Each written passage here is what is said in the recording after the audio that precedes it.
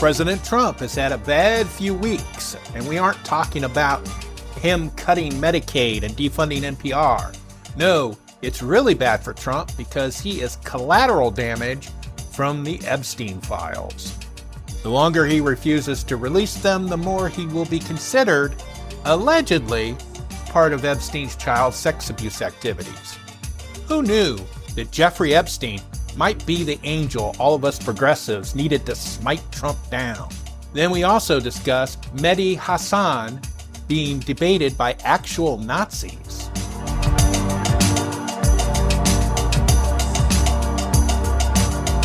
You are listening to the Secular Left Podcast.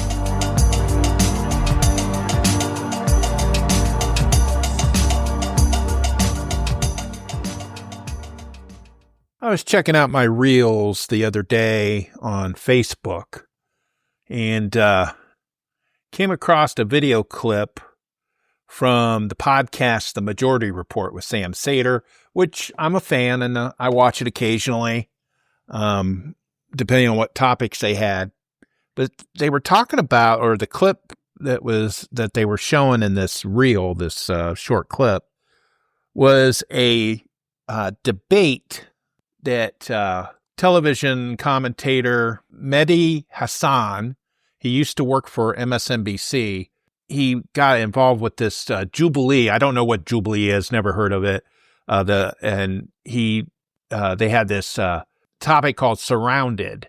And so he was going to debate 20 far-right conservatives, as it was described in the YouTube video. It says Mehdi Hassan versus 20 far-right conservatives.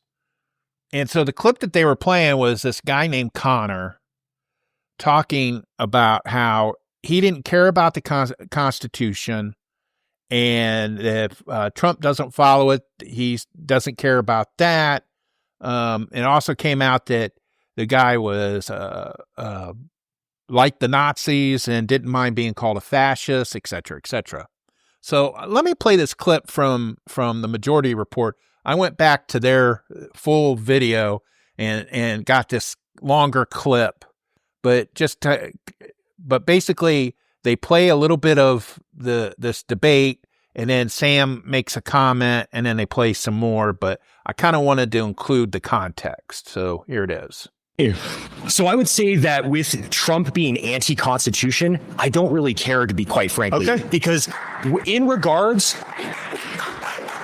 All right, I just want to note that, Mehdi goes in there and goes like, oh, well, these are going to be conservatives who, have some type of rigid notion of the founding fathers and the Constitution and patriotism and whatnot. And this guy says, I don't care if Trump follows the Constitution, and fully half the room clap. And he had that Stephen Miller joy in his face when they clapped, too. Totally. Yeah. Really care, to be quite frankly. Okay. Because in regards to the Constitution is a document that should seek to serve us. Yep. And when it fails to seek to serve us, that can be amended. Laws can be changed. And quite frankly, the fact is, we're defending things in this country that shouldn't be defended. The First Amendment should not defend pornography and making children and women be victimized. Making women and children be victimized as a result of that. I think things like blasphemy shouldn't be allowed per the First Amendment. I think that, quite frankly, there are a lot of legal processes that are enabling for a second there. Wait a second. Blasphemy. That's so funny. And now we're going to find out that this guy is a hardcore Catholic. God wearing a bra. I just broke the law. Well, what is it? What did you say? I said God wearing a bra. Blasphemy. Lock him up. Add people to fully enact their will in this country in the name of the Constitution or following the Constitution. So, quite frankly, if Trump is anti-Constitution, good. And I think he should go further. So this is This is wonderfully revealing of the modern conservative mindset, so I appreciate you spelling it out so openly. Just checking, do you support the Second Amendment? I do. Okay, surprise, I was shocked to hear that. I'm saying that Donald Trump is defying the First Amendment, the Fourth Amendment, the Fifth Amendment, the 14th Amendment. He's thinking of defying the 12th and 22nd Amendments. You're saying you don't care about the Constitution, but actually you do because you quite like the Second Amendment. You just don't like the bits that you disagree with. Can I just be clear on that? Yeah, absolutely. Okay. I'm more than willing to amend it and include whenever it's in your favor. Yeah, absolutely. Okay. So can Democrats do the same when they're in office? No, absolutely not. Because so you don't believe in democracy? No, I don't. Absolutely not. What do you believe in? Autocracy. By who? Honestly, quite frankly, anyone who is in line with Catholic teaching. There you go. Donald Trump is not Catholic. Positive. So I went looking for, and so I just went looking for like a write-up, something article that had been written about it, and I found it on the Wrap, and I'll have a link to this article in the show notes. And the title of the article in the Wrap was Mehdi Hassan baffled while debating far-right conservative who admits he's a fascist. And then the subtitle was, the only good thing about this fascist moment we're in is that you guys are so open about it, the Zato founder observes. What we heard in the clip that I just played, it says, the guy Connor says, quite frankly, if Trump is anti-Constitution, good, and I think he should go further.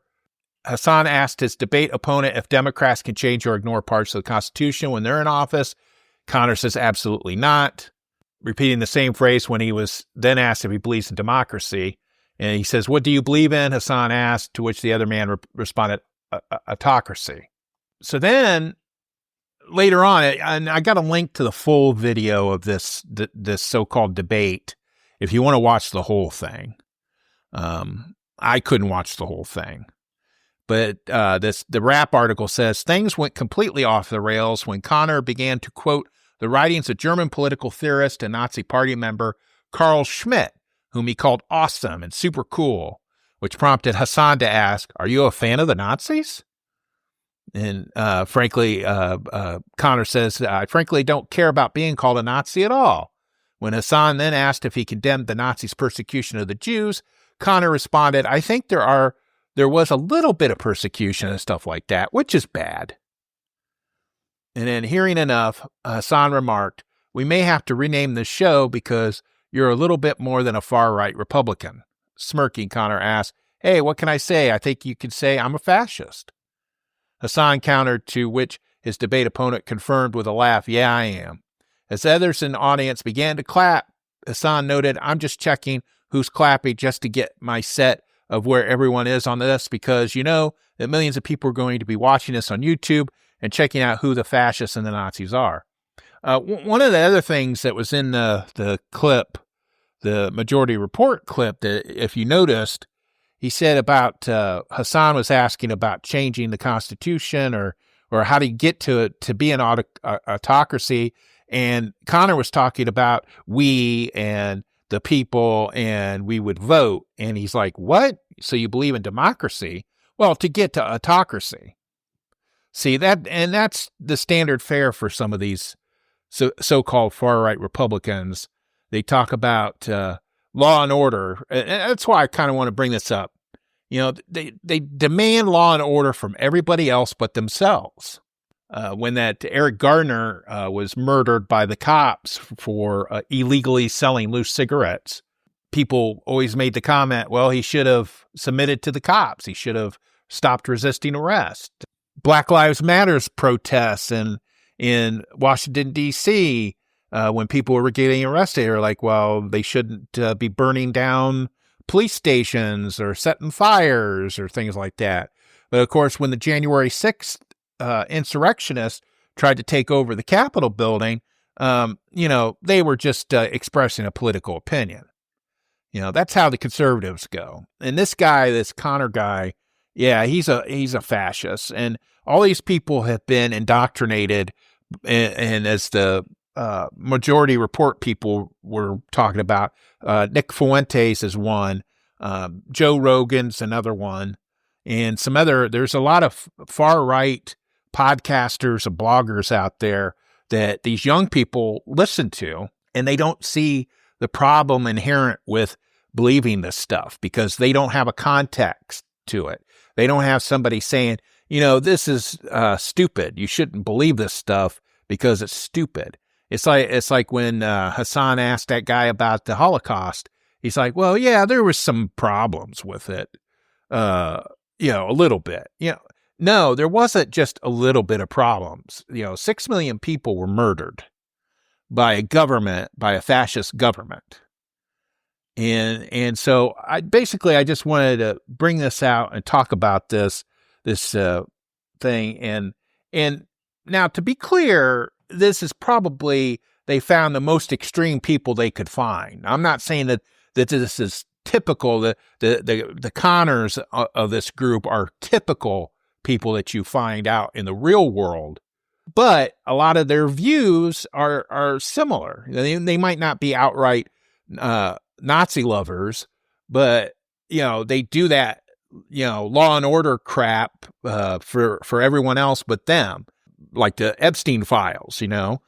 They don't want pedophiles. They are all against pedophiles, but they go out of their way to try to protect them when they're Republican or conservative or wealthy. And I think it's just a shame that has to happen in this country. And we need, and like Hassan said, he needed to know who the Nazis were in the room. And as a postscript to this, that guy Connor that got all that play in that video, he lost his job, supposedly. He went on social media and claimed that he lost his job because he appeared in that. That's probably why he was using a pseudonym online, and he should have stuck with his pseudonym. But he was separated from his employment, and he went to one of these right-wing GoFundMe type sites, and I guess I saw a report that he's raised almost $30,000 for his bailout since he doesn't have any money. I would find it hard to believe that he was making more than $30,000 at his job. I know people like that guy, and I have a feeling he's probably delivering pizzas for minimum wage somewhere. That's how it usually goes. These guys think that they're so smart, and they're not. And that's what we have to put up with this country, is these hypocrites that think that law and order is for everybody else but for them.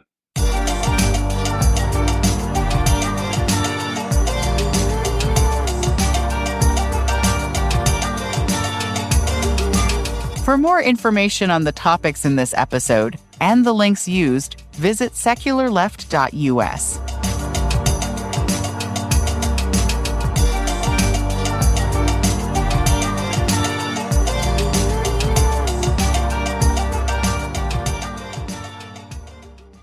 Okay, so everybody who is listening to this episode should know who Jeffrey Epstein is. Been playing a large part in the news recently.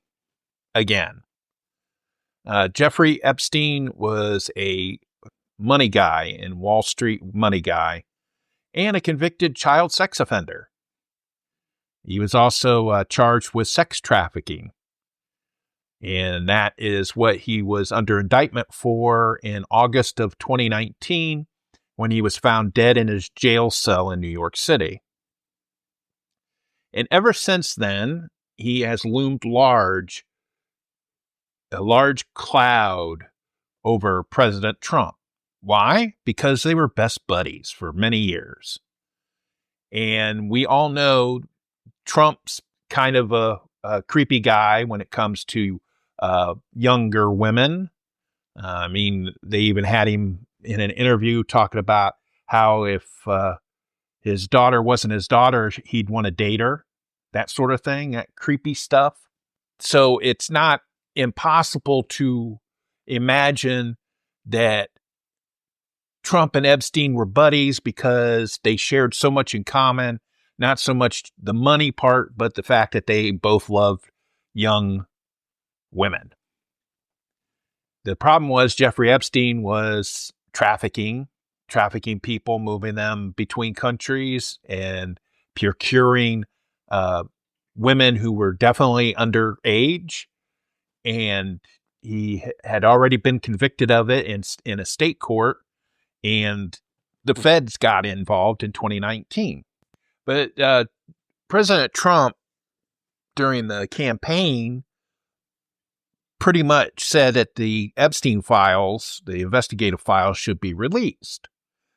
And the reason why it was that whole part of that going after Hunter Biden type salaciousness that the Republican Party likes to do is basically they assumed, especially Trump assumed, that the Epstein files contained a number of names, mostly Democratic names, that they could use to smear people if those records were ever released. So he went through the whole entire campaign talking about it. And so then we cut forward to February of this year when Pam Bondi brought some conservative and MAGA influencers and social media people into the White House and gave them binders. And it said Epstein Files, Phase 1, or something like that. But that's what they claimed, that it was the start of the release of the Epstein Files. Then we cut forward to, I believe it was June, and the Department of Justice released a statement saying that the Epstein Files were not going to be released because there was no list, and they just decided that there was nothing there. And of course, the MAGA people had a meltdown because Trump had been playing this up for a couple of years, and it looked like that they were going to release it, and so they'd be able to have their dream of knowing that all these Democrats were pedophiles, just like that they believed from QAnon and the Pizzagate stuff, and this was their holy grail, and they were going to be saved. Thank you, Donald Trump. And then they didn't release them. So they had a meltdown. And Trump has been fighting it now for weeks. And the reason why he's fighting it is because he doesn't like being wrong. He refuses to admit that he's wrong. And so he's been throwing crap at the wall to see what sticks. First, he was saying that there was no list, that he didn't know Epstein, which is false. And then they were talking about how the Epstein files were created by Obama and Comey when they were actually created when Epstein was arrested in 2019 during Trump's term. The guy in Palm Beach that gave Jeffrey Epstein a sweetheart plea bargain, Acosta, became Trump's labor secretary in his first term, and he ended up having to resign when this issue blew up in 2019. And so, this has been going on now for 4 or 5 years where this Jeffrey Epstein stuff is.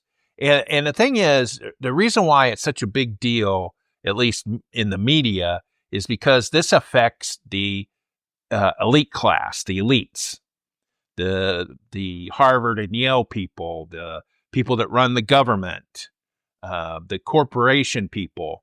I mean, having an association with Jeffrey Epstein was like poison for some people.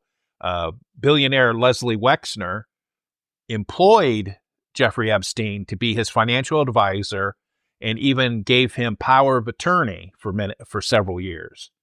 Jeffrey Epstein even had a house on the Wexner compound in New Albany outside of Columbus. The backlash from knowing and employing Jeffrey Epstein was so severe for Wexner that he ended up having to retire from his company. They kind of forced him out. And who else lost big on that, knowing Epstein? Oh, Alan Dershowitz, the criminal defense attorney. He is so intertwined with Epstein. He's the one that worked out the sweetheart plea bargain. And so his name is mud currently. Bill Gates possibly got a divorce, lost his marriage because he associated with Jeffrey Epstein, even after Epstein had been convicted and served time for prostitution, soliciting prostitution. You know, he met Epstein in 2011 after he had already served his time. So that's part of the news, and that's not proven, but more than likely that's what happened. That he got involved with the shenanigans with Jeffrey Epstein, and it eventually cost him his marriage. But anyway, the splash zone has now included Trump, because we have many pictures and videos and interviews how they were best buds and they hung out together for many, many years. And then, of course, Trump is saying that he didn't know that this guy was a pedophile. I highly doubt that he did not know. I highly doubt that many of these powerful people did not know. The FBI concluded in 2019 that Epstein had surveillance cameras over all his properties and collected blackmail information on people. And so that's why they think that he was able to ingratiate himself into social society, because he didn't have any roots in that world. He started out as a school teacher for a private school, but he didn't go to college, but he's very smart. And then he moved into the stock market area, and that's where he made a lot of money. He worked for Bear Stearns and things like that. And so that's how he met these powerful people. And so much of the money that he made was in managing fortunes for these people that he knew. And like I said, Trump is so scared that he is mentioned in these files, which he probably is, more than likely. He's mentioned in these files, and obviously something was found that he didn't want out, that they decided that now these files can't be released. So it's kind of funny to watch him. It kind of reminded me of that scene in the Kill Bill movie. I can't remember, it might have been Volume 2, when the bride meets up with the Daryl Hannah character who has the eye patch, who had lost the eye, and they meet in that trailer in the desert. And the bride fights her and takes her other eye, her good eye. And Daryl Hannah's character starts thrashing around on the floor. That's Donald Trump and the Epstein files. The Epstein files took his other eye, and he's thrashing around on the floor because he can't see. And I really think that is probably part of the problem. And it could be that it is true that he didn't do any of the child abuse that Epstein was convicted of. I doubt that that's the case. I bet you that Epstein gave him some women, and he did what he creepily does with women, as we found out from Stormy Daniels. And he probably didn't even ask what their ages were, and they were probably under 18. Because that's how Epstein rolled. Another person that was mentioned that was palled around with Epstein quite a bit was Bill Clinton. But of course, we know about Bill Clinton and his sexual exploits, as it were. We don't know if he was also involved with that. But anyway, so basically, Epstein, he was involved with all these rich, powerful people, probably had blackmail information on them, probably for many of the men that he dealt with, and most of them were men, he probably procured underage women for them and filmed them probably in various states and basically he was covering his behind and making sure that he stayed in his little station. That explains the sweetheart prosecution deal in 2007, where he just got 13 months for child abuse and or for solicitation of prostitution, and he had work release. They allowed him to have work release.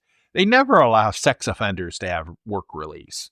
He was able to get out of jail for 12 hours a day. And then it was 2019 when the FBI went after him. And again, this was Trump's FBI at the time. His first term prosecuted him. The Department of Justice in 2019 was prosecuting Epstein. the New York office was prosecuting Epstein when he ended up supposedly committing suicide in his jail cell. But the reason why I'm bringing all this up and talking about it, and I know people are probably sick of hearing about it, is because of the hypocrisy, the utter hypocrisy.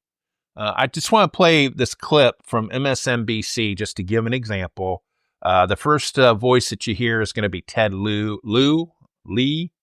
He's a Democrat from California talking about the Epstein files. And then the reporter says something, and then Mike Johnson, the Speaker of the House, talks about it, and I want to play that.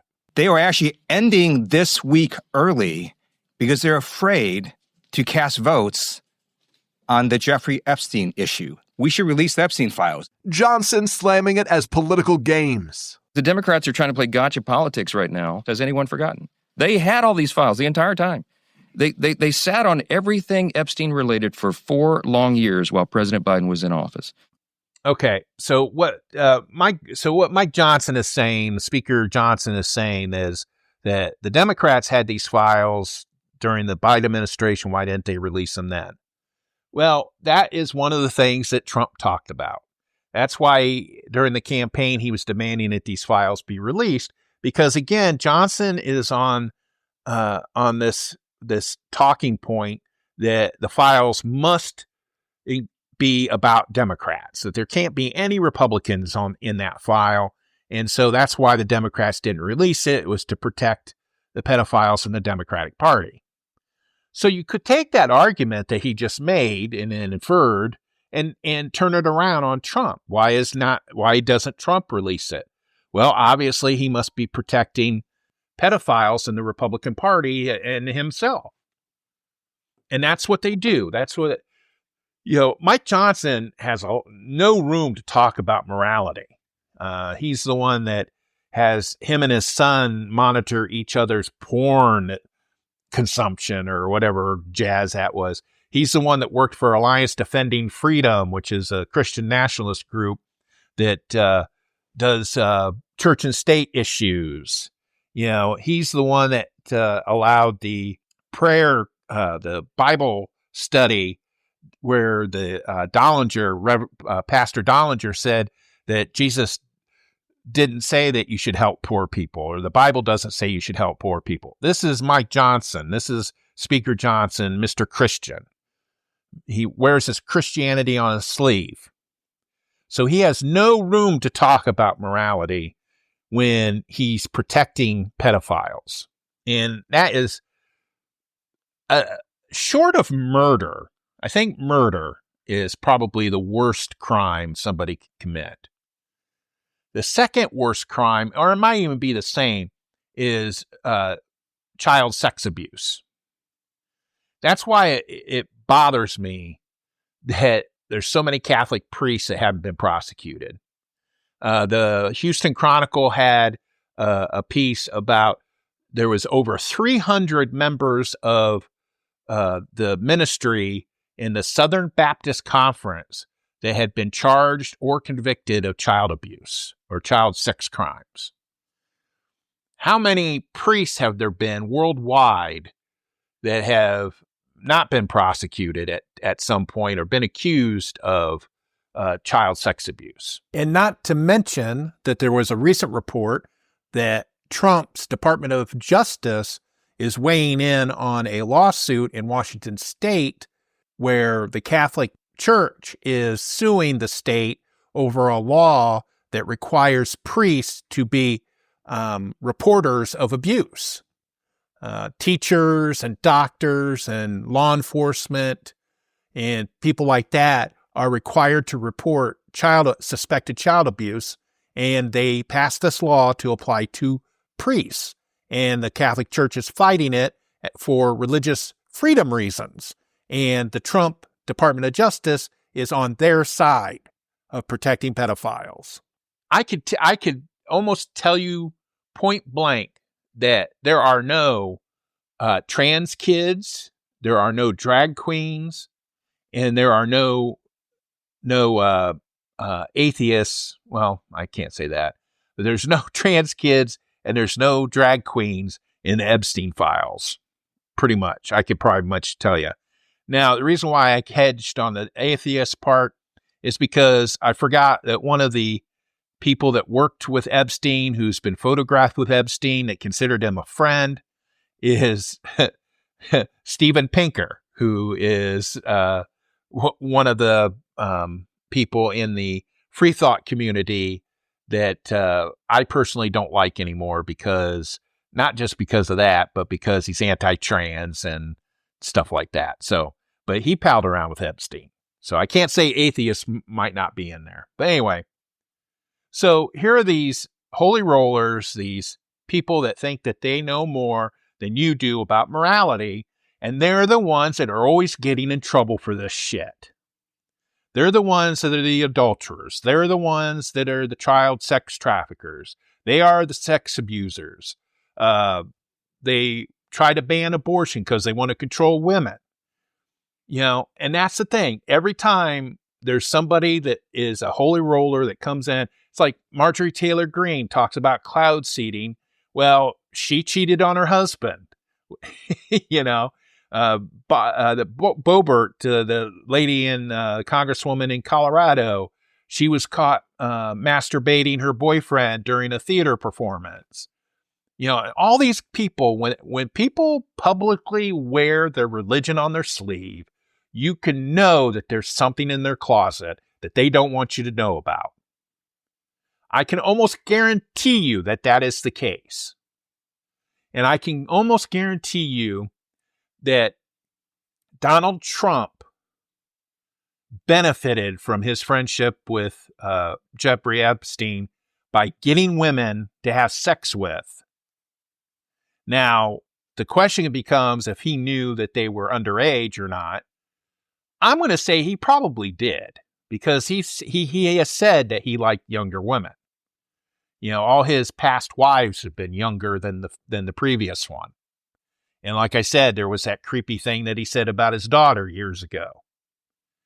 So I think it's probable that Trump benefited from the procurement of those underage girls, that he knew they were underage, that he had sex with them, and that he just assumed that his shit didn't stink.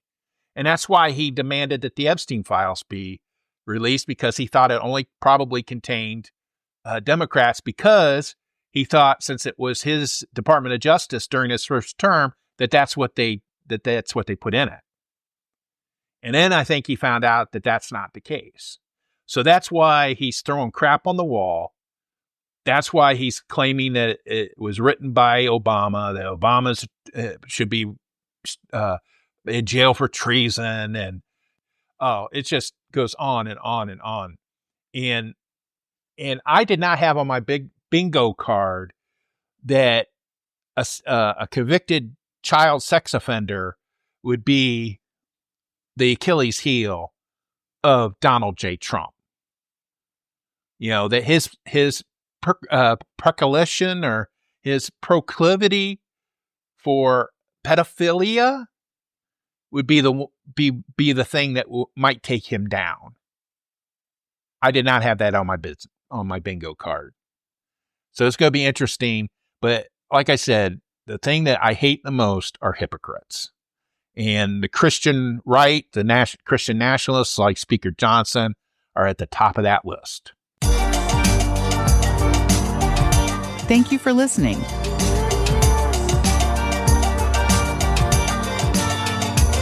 Secular Left is hosted, written, and produced by Doug Berger, and he is solely responsible for the content. Our theme music is Dank and Nasty, composed using the Amplify Studio.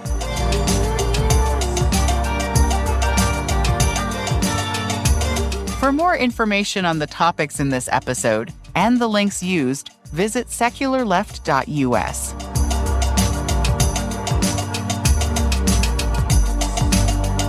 If you want to support the show, share it with your friends or visit our merch store at secularleft.us/shop. See you next time.